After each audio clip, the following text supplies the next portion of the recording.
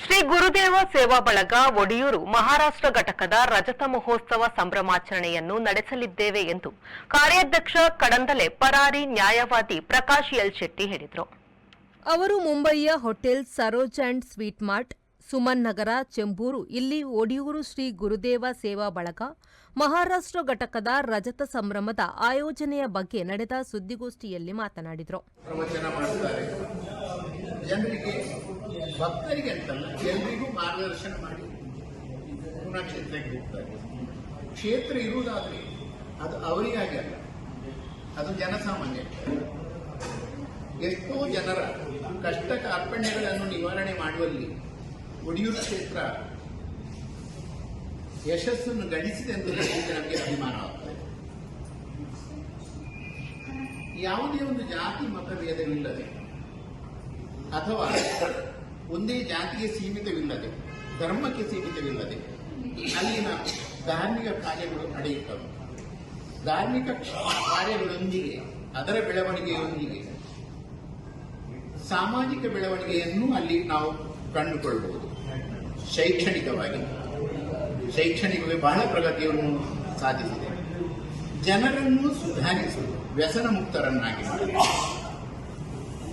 ಅವರನ್ನು ತುಳು ಭಾಷೆಯ ಪ್ರಾಮುಖ್ಯವಾಗಿ ನಾನು ಹೇಳ್ತೇನೆ, ತುಳು ಭಾಷೆಯ ಡೆವಲಪ್ಮೆಂಟ್, ಅದರೊಂದು ಪ್ರಚಾರ, ಜನರು ತುಳು ಭಾಷೆಯನ್ನು ಮಾತನಾಡಬೇಕು, ಅದರ ಅಭಿವೃದ್ಧಿ ಮಾಡಬೇಕು ಅಂತ ಅದರನ್ನು ಸಕ್ರಿಯವಾಗಿ ಕ್ಷೇತ್ರದ ಒಂದು ಕೆಲಸ ಮತ್ತು ಅದು ಕೊಡುಗೆ ಅದ್ಭುತವಾಗಿದೆ. ಗೋಸೇವೆಯನ್ನು ಗೋವಿನ ಆಶ್ರಮ ಮಲ್ಲೆ ಸ್ಥಾಪಿಸಿ ಸಾಧಾರಣ ಬಹಳಷ್ಟು ಗೋವುಗಳನ್ನು ಅಲ್ಲಿ ರಕ್ಷಣೆ ಮಾಡುತ್ತಾ ಇದ್ದಾರೆ. ಕೃಷಿಗೂ ಆದ್ಯತೆಯನ್ನು ನೀಡುತ್ತಾ ಒಳ್ಳೆಯ ಕೆಲಸವನ್ನು ಮಾಡ್ತಾ ಇದ್ದಾರೆ. ಜನರು ಹೇಳ್ಬೋದು, ಯಾಕೆಂದ್ರೆ ನೋಡಿ, ಸ್ವಾಮೀಜಿಗಳಂದ್ರೆ ಅದು ಹರಿಯುವ ನೀರಿನಂತೆ. ಅವರಿಗೆ ಅವರದ್ದು ಎನ್ನ ಸಂಸಾರ ಇಲ್ಲ.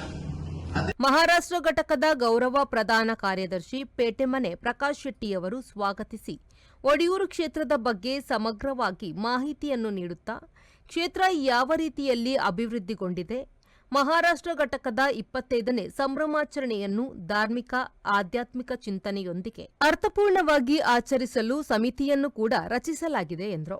25 ವರ್ಷಗಳಿಂದ ಪೂಜ್ಯ ಗುರುದೇವರ ದಿವ್ಯ ಹಸ್ತದಿಂದ ಉಂಟಾದ ಈ ಸಂಸ್ಥೆಯ ಅದರ ಮೊದಲ ಅಧ್ಯಕ್ಷತೆಯನ್ನು ವಹಿಸಿಕೊಂಡವರು ನಮ್ಮ ಹಿರಿಯರಾದ ಪ್ರಕಾಶ್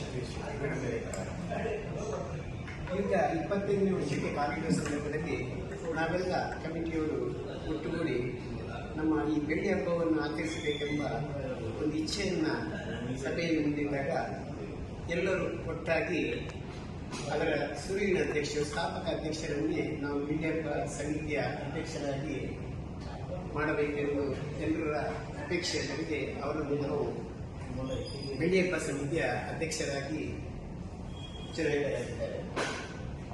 ಅದರೊಂದಿಗೆ ಒಂದು ಸಮಿತಿಯನ್ನು ಕೂಡ ಅವರು ರಚಿಸಿದ್ದಾರೆ. ಅದರ ಬಗ್ಗೆ ಎಲ್ಲ ವಿವರವನ್ನು ಅವರು ಮುಂದೆ ಹೇಳಿದ್ದಾರೆ.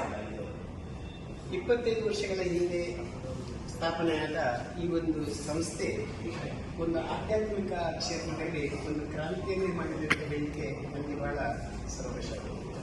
ಮುಂಬೈಯಂತಹ ಮಹಾನಗರದಲ್ಲಿ ಸಂಸ್ಕಾರ ಸಂಸ್ಕೃತಿಯನ್ನು ಕೊಡುವಂತಹ ಇದು ದೊಡ್ಡ ಕೆಲಸ.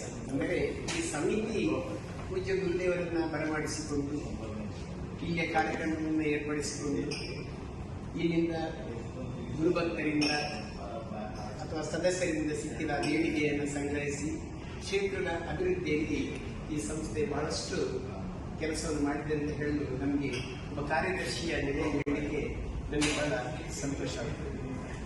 ಗುರುಭಕ್ತರು ನೀಡಿದ ಪ್ರತಿಯೊಂದು ಪೈಸೆ ಅಲ್ಲಿ ಒಳ್ಳೆಯ ಕೆಲಸಕ್ಕೆ ವಿನಿಯೋಗವಾಗಿದೆ. ಸಾಂಸ್ಕೃತಿಕವಾಗಿ, ಸಾಮಾಜಿಕವಾಗಿ ಎಲ್ಲ ಕೆಲಸಗಳು ಬಹಳ ಅಲ್ಲಿ ನಡೆಯುತ್ತಾ ಇದೆ. ಸುದ್ದಿಗೋಷ್ಠಿಯಲ್ಲಿ ಉಪಸ್ಥಿತರಿದ್ದ ಬಳಗದ ಮಹಾರಾಷ್ಟ್ರ ಘಟಕದ ಅಧ್ಯಕ್ಷರಾದ ದಾಮೋದರ್ ಶೆಟ್ಟಿ, ಮಾರ್ಗದರ್ಶಕರಾದ ವಾಮಯ್ಯ ಬಿ ಶೆಟ್ಟಿ, ವಜ್ರಮಾತಾ ಮಹಿಳಾ ವಿಕಾಸ ಕೇಂದ್ರ ಮಹಾರಾಷ್ಟ್ರ ಘಟಕದ ಮಾಜಿ ಕಾರ್ಯಾಧ್ಯಕ್ಷೆ ರೇವತಿ ಮಾಮಯ್ಯ ಶೆಟ್ಟಿ, ರಜತ ಮಹೋತ್ಸವ ಸಮಿತಿಯ ಉಪ ಕಾರ್ಯಾಧ್ಯಕ್ಷ ಬೋಲ್ನಾಡ್ ಗುತ್ತು ಚಂದ್ರಹಾಸ್ ರೈ, ಕಾರ್ಯದರ್ಶಿಯಾಗಿ VK Suvarna Navi Mumbai, P Dhananjaya Shetty, Sion, Sachin S Shetty, Nerul ಪಾಲ್ಗೊಂಡಿದ್ರು. ದಿನೇಶ್ ಕುಲಾಲ್, ಬೊಕ್ಕಪಟ್ನ, ವಿ4 ನ್ಯೂಸ್, ಮುಂಬೈ.